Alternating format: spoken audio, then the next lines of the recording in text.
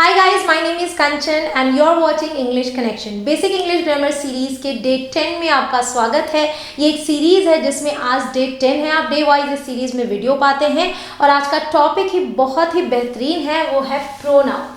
Pronoun को हिंदी में सर्वनाम बोलते हैं और प्रोनाउन है क्या ये आप इस वीडियो में सीखेंगे। टाइप्स ऑफ प्रोनाउंस आप इस वीडियो में सीखेंगे कि प्रोनाउंस कितने तरीके के होते हैं और प्रोनाउंस जो काम करते हैं वो बहुत ही इंपॉर्टेंट काम करते हैं। तो आपको ये वीडियो एंड तक देखनी होगी क्योंकि इस वीडियो में जो चीज़ें आज आप सीखेंगे वो बहुत ही ज़्यादा इंपॉर्टेंट है, जो कि आपकी स्पोकन इंग्लिश या रिटन इंग्लिश को बेहतरीन बनाते हैं। मतलब कि कम शब्दों में अपनी बात को अगर आपको सामने वाले तक पहुंचाना है तो आपको प्रोनाउंस का यूज़ करना होता है। सो इस वीडियो में जो भी आप सीखेंगे वो सब आपके लिए बहुत ही इंपॉर्टेंट है। तो चलिए शुरुआत करते हैं और सीखते हैं कि प्रोनाउन है क्या और हमें इन्हें क्यों जानना चाहिए।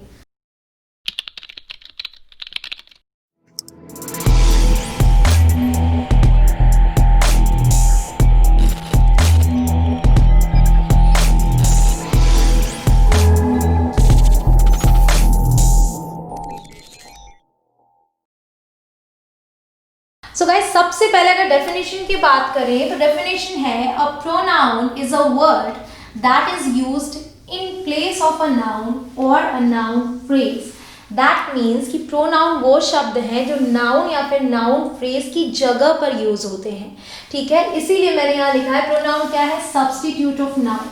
तो नाउन की जगह पे हम उन्हें यूज करते हैं। क्यों करते हैं? To avoid repetition. मतलब बार बार नाउन ही बोलूं, किसी का नाम बार बार बोलूं, उसकी जगह मैं अगर प्रोनाउंस यूज करूं तो आपको वर्ड्स भी कम यूज करने पड़ते हैं और आपकी बात नेचुरल लगती है। ठीक है, कुछ प्रोनाउंस जो मैंने यहाँ लिख रखे हैं वो है he, she, him, you, me, myself etcetera. बहुत सारे प्रोनाउंस है गाइस। इन्हें कैटेगरी वाइज जब हम सीखेंगे तो हमें अच्छे तरीके से समझ में आ जाएगा। अभी मैं आपको एक एग्जाम्पल देती हूँ कि हम प्रोनाउंस क्यों यूज करते हैं। ये सेंटेंस है, Rohan is a good boy. Rohan एक अच्छा लड़का है। Rohan plays football. Rohan football खेलता है। Rohan loves Rohan's parents. रोहन के माता पिता को प्यार करता है। Rohan's parents love Rohan.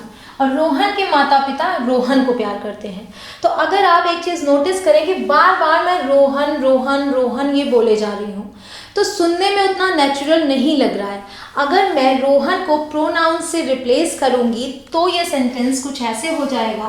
पहली बार तो हमें नाम लेना ही पड़ेगा कि हम किसकी बात कर रहे हैं। Rohan is a good boy. फिर रोहन की जगह क्योंकि एक लड़का है हम यूज कर सकते हैं ही। ही प्लेज फुटबॉल, वो फुटबॉल खेलता है। फिर ही लव्स।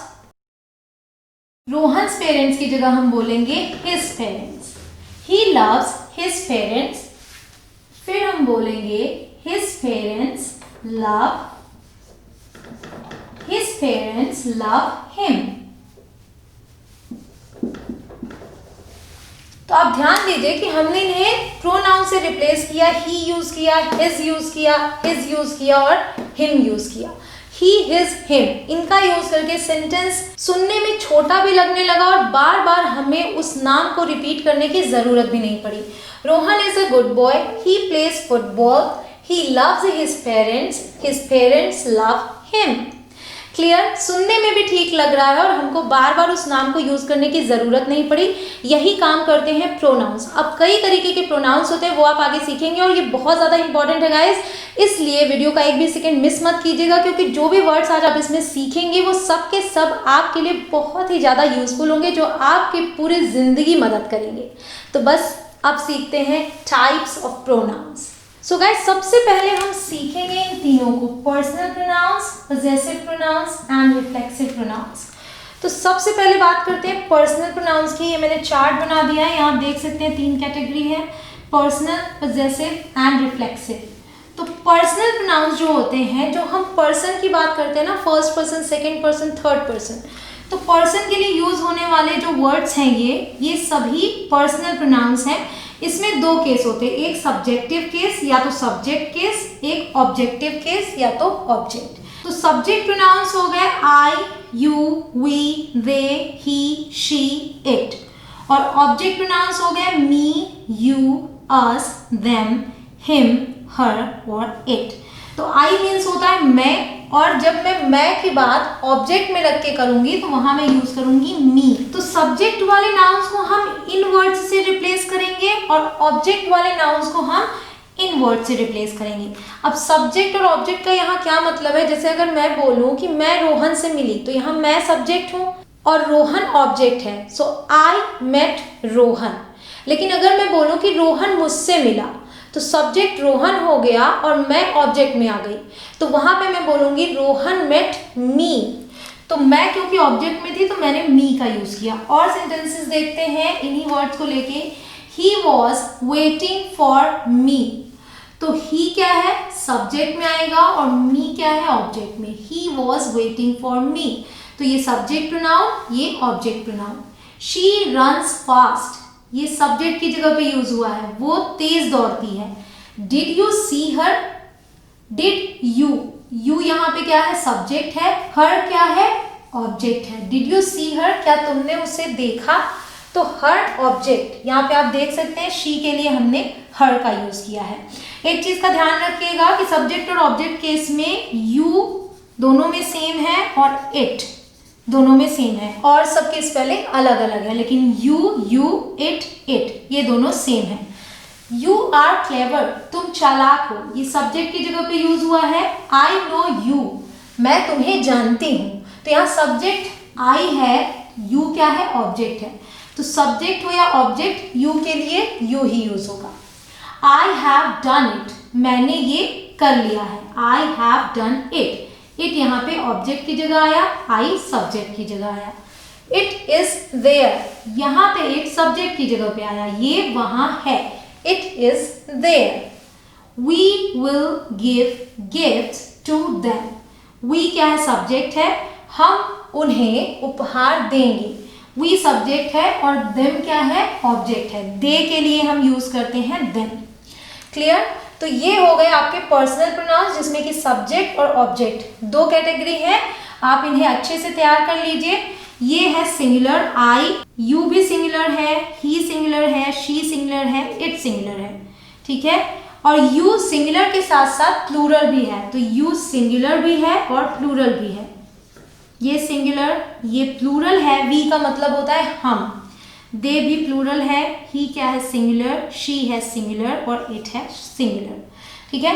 अब हम बढ़ते हैं आगे और नंबर 2 सीखते हैं, दैट इज पजेसिव प्रोनाउंस। तो पजेसिव प्रोनाउंस हम कहाँ यूज करते हैं, जब हम पोजेशन बताते हैं। पोजेशन यानी कि जिस पे आपका अधिकार है, जो चीज आपकी है। तो ये है, इसमें भी दो कैटेगरीज हैं, my mine, your yours, our ours, their theirs, his his. तो ध्यान दीजिएगा ये दोनों ही सेम है, his his, her hers, its its. तो यहाँ ये भी ध्यान दीजिएगा कि ये दोनों की भी स्पेलिंग सेम है। तो हिज हिज, इट्स इट्स, और सबके स्पेलिंग्स अलग हैं। तो ये आप यूज करते हैं कोई पोजेशन बताने के लिए। सेंटेंसेस देखते हैं, दिस इज माई बुक, ये मेरी किताब है। तो अगर मैं ये बोलूं, इज दिस मीराज बुक, क्या ये मीरा की किताब है, no this is my book, ये मेरी किताब है।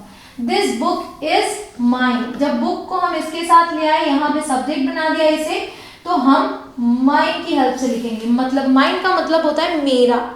दिस बुक इज माइन, ये किताब मेरी है। और अगर मैं बोल रही हूँ दिस इज माई बुक, मतलब ये मेरी किताब है। अब क्योंकि किताब का ही जिक्र चल रहा है, तो हम पूछते हैं where is yours.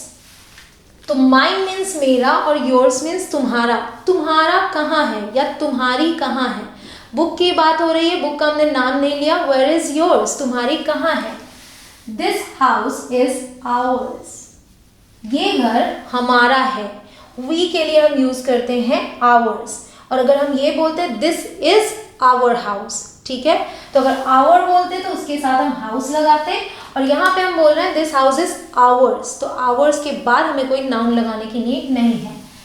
That is hers, मान लीजिए किताब की बात हो रही है, मैं बोलती हूँ ये उसकी है, उसकी। शी के लिए हर या फिर हर्स, तो ये भी मैं बोल सकती हूँ दैट इज हर बुक, या फिर दैट बुक इज हर्स, या फिर दैट इज हर्स। तो इस तरीके से हम यूज करते हैं। एक बात का ध्यान रखिएगा कि पजेसिव प्रोनाउंस में अपॉस्ट्रोफी नहीं आता, क्योंकि बोलने में जब हम आवर्स बोलते हैं, देयर्स बोलते हैं, तो ये लगता है कि शायद यहाँ पे एक अपॉस्ट्रोफी आएगा, बट पजेसिव प्रोनाउंस में कभी भी अपॉस्ट्रोफी नहीं आता। तो आप इसमें मिस्टेक ना करें, इनके बीच में आप अपॉस्ट्रोफीज ना लगाएं। तो आपने सेंटेंसेस देख लिए। अब हम बात करते हैं रिफ्लेक्सिव प्रोनाउन की। रिफ्लेक्सिव भी नाम से समझा जा सकता है। जब आप मिरर में कोई चीज देखते हैं तो रिफ्लेक्शन देखते हैं ना, तो वही काम करते हैं रिफ्लेक्सिव। जब किसी सेंटेंस का सब्जेक्ट और ऑब्जेक्ट सेम होते हैं, यानी अगर आई बात कर रहा है तो अपने ही बारे में बात कर रहा है। सब्जेक्ट और ऑब्जेक्ट सेम होने का मतलब है कि अगर आई सब्जेक्ट है तो जो काम हो रहा है वो आई पे ही हो रहा है, ठीक है। अगर यू सब्जेक्ट है तो जो काम हो रहा है, जो क्रिया हो रही है, वो यू पे ही हो रही है। तो वहां पे हम रिफ्लेक्सिव प्रोनाउंस यूज करते हैं, और रिफ्लेक्सिव प्रोनाउंस ही एम्फैटिक प्रोनाउंस भी होते हैं। तो आगे वो आप समझेंगे। अभी हम देखते हैं रिफ्लेक्सिव प्रोनाउंस कौन से हैं। माई सेल्फ, योर सेल्फ या फिर योर सेल्व्स। ये दो फॉर्म्स इसलिए हैं, जैसा मैंने बताया, यू सिंगुलर भी है, प्लूरल भी है। तो जब सिंगुलर है तो योर सेल्फ यूज होगा, और जब प्लूरल है तो योर सेल्व्स यूज होगा। तो जब भी प्लूरल की बात करेंगे उनके साथ हम SELVES लगाएंगे। जैसे वी क्या है, प्लूरल होता है, तो आवर के साथ सेल्व्स लगा, आवर सेल्व्स। देम, ये भी प्लूरल के लिए यूज होता है, देम सेल्व्स। ही, शी और इट, ये सिंगुलर है तो इनके साथ सेल्फ लगेगा, हिमसेल्फ, हरसेल्फ, इटसेल्फ। इनकी हिंदी मीनिंग अगर बोले तो इसका मतलब होता है खुद, मतलब अपने ही बारे में बात हो रही है, खुद। जैसे कि अगर मैं आपसे बोलूं कि अगर आप शीशे में देखेंगे तो आपको क्या दिखेगा, you will see your self in the mirror, मतलब आप शीशे में खुद को देखेंगे। तो ऐसे कुछ सेंटेंसेस यहाँ देखते हैं, you see your self in the mirror, आप शीशे में खुद को देखते हैं। तो आप ही सब्जेक्ट हैं और आप ही ऑब्जेक्ट हैं। ही टॉक्स टू हिमसेल्फ, वो खुद से बात करता है, तो किसी और से नहीं, खुद से। वही सब्जेक्ट वही ऑब्जेक्ट, तो ही के लिए हमने यूज किया himself, he talks to himself. I will go there myself, मतलब मैं जाऊंगा लेकिन खुद ही जाऊंगा, तो आई के साथ माई सेल्फ आया, आई विल गो देयर, मैं वहां जाऊंगा खुद, माई सेल्फ, ठीक है। अब एक बात करते हैं जो मैंने यहाँ पे आपको बताया कि रिफ्लेक्सिव प्रोनाउंस ही एम्फैटिक प्रोनाउंस भी हैं। तो एम्फैटिक प्रोनाउंस हम तब यूज करते हैं, वर्ड सेम है लेकिन यूसेज अलग है। ये हम तब यूज करते हैं जब हम अपनी बात पर जोर देकर बोलते हैं, ठीक है। ऐसे अगर ये नॉर्मल यूज हुए हैं तो केवल इसमें यह है कि सब्जेक्ट ऑब्जेक्ट सेम है, लेकिन जब हम जोर देके उस बात को कहते हैं तब हम उन्हें एम्फैटिक प्रोनाउंस बोलेंगे, और फिर वो इस तरीके से यूज होते हैं। जैसे कि मैंने कहा, I will go there myself, मैं वहां खुद जाऊंगी, ठीक है। अब अगर मैं बोलूं I myself will go there, मैं खुद वहां जाऊंगी, मतलब मैं जोर देके बोल रही हूँ कि मैं खुद जाऊंगी और किसी को जाने की जरूरत नहीं है। I myself will go there. इसी तरीके से और सेंटेंसेस हैं, you yourself will see, तुम खुद देखोगे, यू योर सेल्फ विल सी।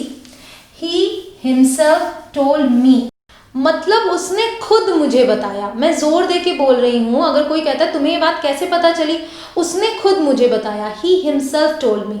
अगर मैं यहाँ ये बोलती ही टोल्ड मी हिमसेल्फ, तो यहाँ जोर देने वाली बात ना आती, लेकिन अगर मैंने ऐसे बोला ही himself told me, that means कि मैं जोर देके बोल रही हूँ कि उसने खुद मुझे बताया, ठीक है। तो इस तरीके से यूज है रिफ्लेक्सिव और एम्फैटिक प्रोनाउंस के। तो अब आपने 3 प्रोनाउंस सीख लिए, पर्सनल, पजेसिव एंड रिफ्लेक्सिव, और ये तीनों बहुत ही इंपॉर्टेंट है। जब भी आपको किसी व्यक्ति की बात करनी हो और रिप्लेस करना हो, वहाँ पे आपको ऐसे वर्ड्स यूज़ करने हो जिससे आपको कम वर्ड्स यूज़ करने पड़े और बात भी क्लियरली सामने वाले तक पहुँचे, तो आप इन प्रोनाउंस का यूज़ करेंगे।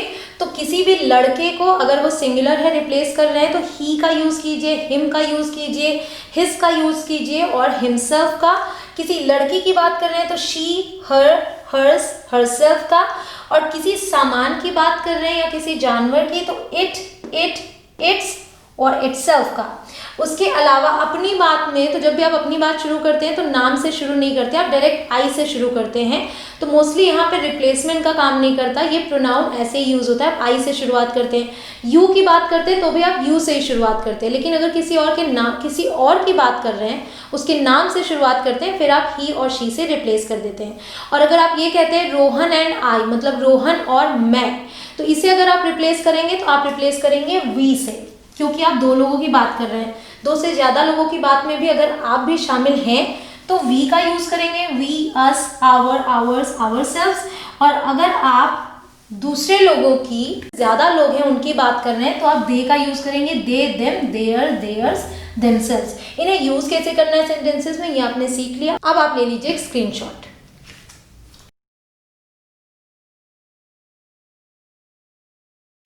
Now the next one is demonstrative pronouns. Demonstratives के बारे में मैं पहले भी आपको बता चुकी हूँ, जो कि मैंने बताया था this, that, these, those, right. लेकिन इस बार जो मैं आपको बता रही हूँ ये डेमॉन्स्ट्रेटिव प्रोनाउंस हैं। डेमॉन्स्ट्रेटिव एडजेक्टिव्स भी यही होते हैं, उनका केस थोड़ा अलग होता है, ये थोड़ा अलग है जो मैं आपको आगे बता रही हूँ। Demonstrative pronouns we use to show, to point, to indicate a thing और थिंग्स और पीपल। तो किसी चीज को, किसी व्यक्ति को दिखाने के लिए व्हेन वी पॉइंट देम, तब हम यूज करते हैं इन्हें। And we use these to talk about something that is near और फार, इन डिस्टेंस और टाइम। या तो दूरी, यानी कि दूरी हो तब हम दिस, दैट का यूज करते हैं उसके अकॉर्डिंग, या तो हम पिछले समय की भी बात करते हैं ना, तो जो नियर और फार इन डिस्टेंस और टाइम, तो दूरी में और समय की भी दूरी बताता है ये, ठीक है। तो हम उनमें यहाँ यूज करते हैं तो दिस और दीज। तो नियर के लिए यूज करते हैं चाहे डिस्टेंस की बात करें या टाइम की, और फार की चीजों के लिए यानी दूर की चीजों के लिए हम यूज करते हैं दैट और दोज। तो समय की भी दूरी बताना हो तो भी हम दैट और दोज का यूज करेंगे। और एक इंपॉर्टेंट बात, दिस और दैट सिंगुलर चीजों के लिए, दीज और दोज प्लूरल चीजों के लिए, ठीक है। तो ये चीज आप याद कर लीजिए। अब जो मैं बता रही हूँ कि ये डेमोन्स्ट्रेटिव प्रोनाउंस हैं, तो इनके बाद कोई नाउन नहीं आएगा, ये अकेले यूज होंगे, ठीक है। और जो डेमोन्स्ट्रेटिव एडजेक्टिव्स होते हैं, यानी कि इन्हीं वर्ड्स को जब हम इनके बाद नाउन यूज करते हैं तो वो डेमोन्स्ट्रेटिव एडजेक्टिव्स कहलाते हैं, ठीक है। यहाँ हम प्रोनाउंस के बारे में सीख रहे हैं। This is nice. So this किसी नाउन को व्यक्त कर रहा है, जिसका मतलब है कि सामने वाले को पता है कि मैं किसके बारे में बात कर रही हूँ। अगर मैं बोलूँ दिस मार्कर इज नाइस, तो वहां पे दिस हो जाएगा डेमोन्स्ट्रेटिव एडजेक्टिव, और जब मैं बोल रही हूँ दिस इज नाइस, तो दिस मार्कर की जगह पे ये यूज हुआ है दिस, ठीक है। तो ये प्रोनाउन का काम कर रहा है। This is nice. Have you seen this? क्या तुमने इसे देखा है? These are good. दीज अकेले यूज हुआ है, मतलब ये अच्छे हैं। अब ये जब भी हम यूज करेंगे इन वर्ड्स को, तो जाहिर सी बात है कि सामने वाले को इस बारे में पता है, तब हम उस चीज का नाम नहीं ले रहे हैं। Do you like these? क्या तुम्हें ये पसंद है? That is beautiful. वो सुंदर है। दैट यहाँ पे प्रोनाउन है। लुक एट दैट, उसे देखो। दैट प्रोनाउन है, यानी कि दूर है, और मैं बोल रही हूँ look at that. Those were nice, वे अच्छे थे। अब यहाँ मैं बोल रही हूँ थे, दैट मीन्स हमारे सामने नहीं है, तो हम किसी पुराने समय की बात करें। मान लीजिए मैं कुकीज की बात कर रही हूँ। दोज वर नाइस, वो अच्छे थे। Did you eat those? क्या तुमने उन्हें खाया? Did you eat those? तो यहाँ पे जिससे मैं बात कर रही हूँ उसे पता है, इसलिए मैंने बोला डिड यू ईट दोज, क्या तुमने उन्हें खाया। अब हम पर्सन के लिए भी यूज करते हैं, जैसे हम फोन पे बात कर रहे हैं, दिस इज कंचन स्पीकिंग। अगर मैं कहीं कॉल करती हूँ, मैं बोलूँगी दिस इज कंचन स्पीकिंग, मतलब मैं कंचन बोल रही हूँ, तो यहाँ मैंने दिस का यूज किया। Is that Ram? क्या आप राम बात कर रहे हैं? Is that Ram? क्योंकि आप फोन के उस तरफ है, इसलिए मैं दैट का यूज करूंगी। तो इस तरीके से हम इन्हें यूज करते हैं। अब आप ले लीजिए एक स्क्रीनशॉट, फिर मैं बताती हूँ आगे के प्रोनाउंस।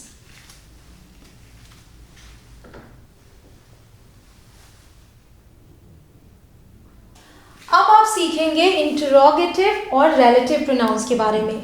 दोनों में काफी हद तक सिमिलैरिटी है, क्योंकि दोनों में वर्ड्स लगभग सेम ही है। Interrogative pronouns are who, whom, whose, what, which, and relative pronouns are who, whom, whose, that, and which. ठीक है, वर्ड्स आपको लगभग सिमिलर ही लगेंगे। अब देखते हैं कि इनमें फर्क क्या है। So interrogative pronoun is used to ask questions. तो ये क्वेश्चंस पूछने का काम करता है, प्रश्न पूछने का काम करता है। ये जो है ये क्वेश्चन वर्ड्स भी कहलाते हैं, ठीक है। और जो रिलेटिव प्रोनाउन है, रिलेटिव प्रोनाउन इंट्रोड्यूसेस अ रिलेटिव क्लॉज। तो वो एक रिलेटिव क्लॉज, यानी कि आगे एक क्लॉज के बारे में रिलेशन बताता है, ठीक है। तो ये काम करता है रिलेटिव प्रोनाउन। सेंटेंसेस में आप अच्छे से समझ पाएंगे, लेकिन सबसे पहले हम वर्ड्स को समझते हैं। यहाँ पे हु का मतलब है कौन, क्योंकि ये प्रश्न कर रहा है। हुम का मतलब किसे।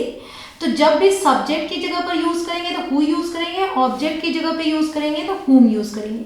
हुज का मतलब होता है किसका, व्हाट मतलब क्या, विच मीन्स कौन सा। व्हाट और विच का ये फर्क है कि जब बहुत सारी चीजें हैं तो आप व्हाट यूज करते हैं, मतलब कि ऑप्शंस नहीं दिए जा रहे हैं, और जब कुछ लिमिटेड चीजें हैं आप ऑप्शन दे रहे हैं तब आप विच का यूज करते हैं। जैसे दो चीजों में पूछना है कौन, तो आप बोलेंगे विच वन। और रिलेटिव प्रोनाउंस में हु का मतलब है जो या फिर जिसने, क्योंकि ये आगे बात को जोड़ेगा। whom मीन्स जिसे, whose मीन्स जिसका, that मीन्स जो, और which मीन्स जो। तो वर्ड्स यही हैं लेकिन उनका अर्थ सेंटेंस के अकॉर्डिंग बदल जाएगा। अब सबसे पहले इंट्रोगेटिव प्रोनाउंस के बारे में यहाँ देखते हैं। who told you, तो यहाँ पे who सब्जेक्ट की जगह पे यूज हुआ है कि तुम्हें किसने बताया, who told you। तो जवाब आता है राम told me, राम ने मुझे बताया। ठीक है, तो ये सब्जेक्ट की जगह पे था इसलिए who यूज हुआ। नेक्स्ट सेंटेंस है whom did you tell, तो यहाँ पे you सब्जेक्ट है, तुमने किसे बताया। तो whom यहाँ ऑब्जेक्ट की जगह पे यूज हुआ है। whom did you tell, तुमने किसे बताया। I told राम, तो यहाँ पे I सब्जेक्ट है, राम ऑब्जेक्ट है, तो इसकी जगह पे ये whom यूज हुआ था। तो सब्जेक्ट के लिए who, ऑब्जेक्ट के लिए whom। वैसे मॉडर्न इंग्लिश में whom यूज नहीं होता है उतना ज़्यादा, फॉर्मल राइटिंग वगैरह में आप whom का यूज करते हैं।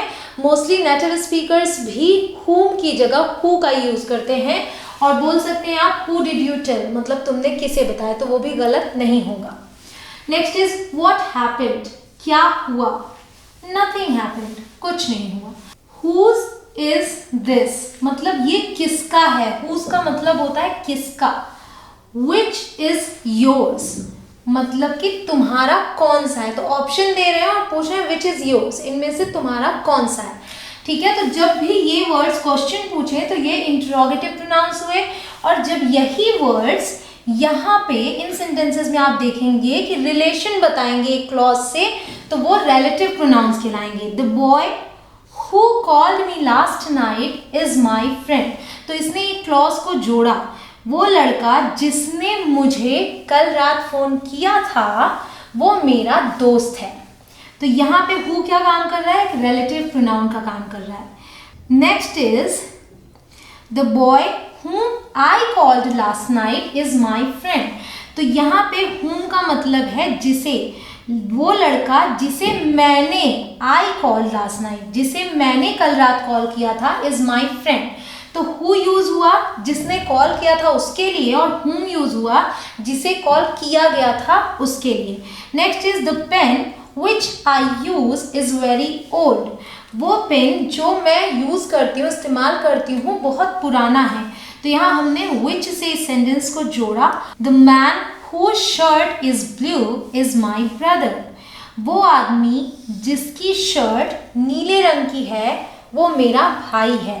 The man whose shirt is blue, तो हमने यहाँ जिसका के लिए यूज किया और इससे इस क्लॉज को जोड़ा। This is the chair whose leg is broken, ये वो कुर्सी है जिसका पैर टूटा हुआ है। तो whose हम पर्सन के लिए भी यूज करते हैं और थिंग्स के लिए भी यूज करते हैं। तो ये आपने देखा कि जब ये वर्ड्स किसी क्लॉज को जोड़ रहे हैं, रिलेशन बता रहे हैं, तो यही वर्ड्स रिलेटिव प्रोनाउंस हुए, जो वर्ड्स यहाँ पे इंटरोगेटिव प्रोनाउंस थे। तो इस तरीके से आप प्रैक्टिस के जरिए अच्छे से समझ पाएंगे। इनके बारे में अब आपने जान लिया है, अब आप ले लीजिए एक स्क्रीनशॉट।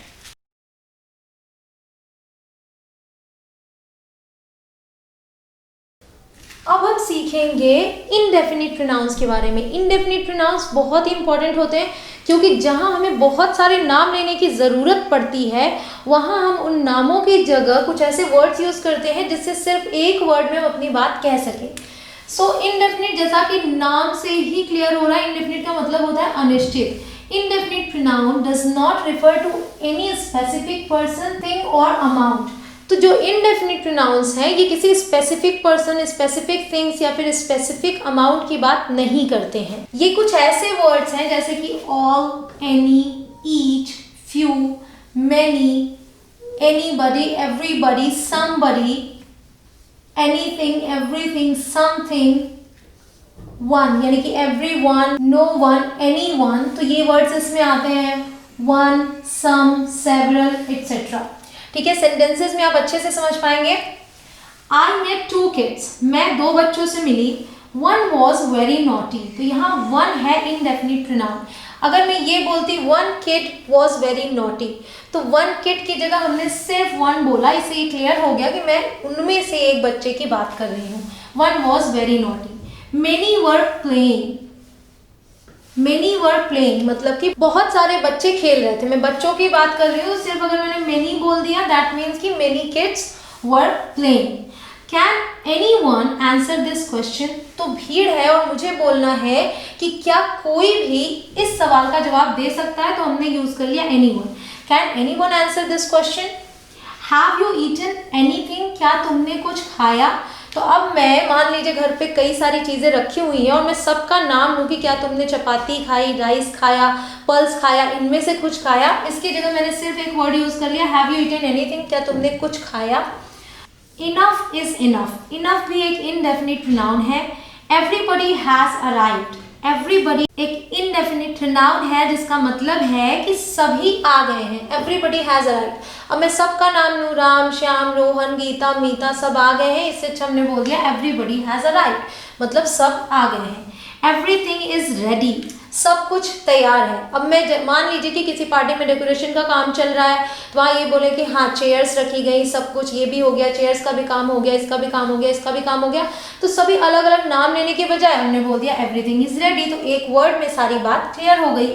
बोथ आर गुड, यहाँ पे बोथ क्या है, इनडेफिनिट प्रोनाउन है। बोथ का मतलब होता है दोनों।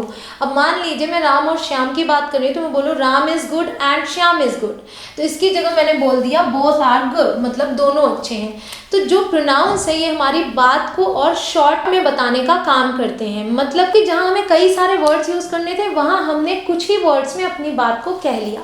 ठीक है, अब आप ले लीजिए एक स्क्रीनशॉट, फिर मैं लेकर आती हूँ last pronoun, that is reciprocal pronoun.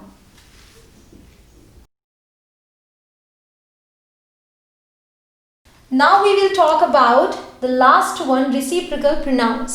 We use reciprocal pronoun when each of two or more subjects, यानी कि दो या दो से ज्यादा लोग is acting in the same way towards the other, एक दूसरे के साथ एक ही क्रिया कर रहे हैं।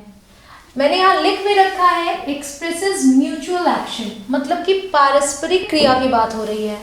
given or done in return, आपको आगे और अच्छे से समझ में आएगा इस एग्जाम्पल के जरिए। A is playing with B, A B के साथ खेल रहा है and B is playing with A, that means कि A B के साथ खेल रहा है और B A के साथ खेल रहा है।